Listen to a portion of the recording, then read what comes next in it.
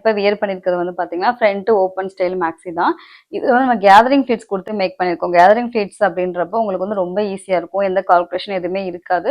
நீங்கள் இப்போ பிகினராக இருக்கீங்க அப்படின்றப்ப இந்த மாதிரிலாம் தைக்கிறப்போ உங்களுக்கு ரொம்ப ஈஸியாக இருக்கும். ஏன்னா நம்ம மற்ற ஃபிளிட்ஸ்க்குலாம் வந்து கால்குலேஷன் பண்ணுவோம், அப்போ கொஞ்சம் கஷ்டமாக தெரியும்.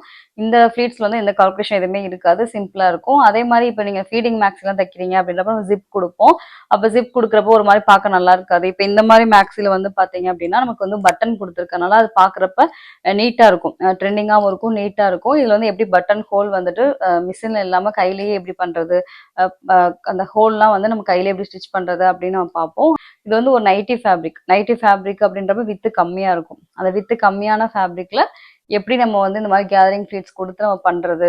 ஏன்னா நம்ம மேக்ஸி அப்படின்னாலே வித்து அதிகமான ஃபேப்ரிக் தான் எடுப்போம். ஆனா இது வந்து ஒரு நைட்டி ஃபேப்ரிக். நைட்டி ஃபேப்ரிக்ன்றது பார்த்தீங்கன்னா வித்து ரொம்ப கம்மியா இருக்கும்.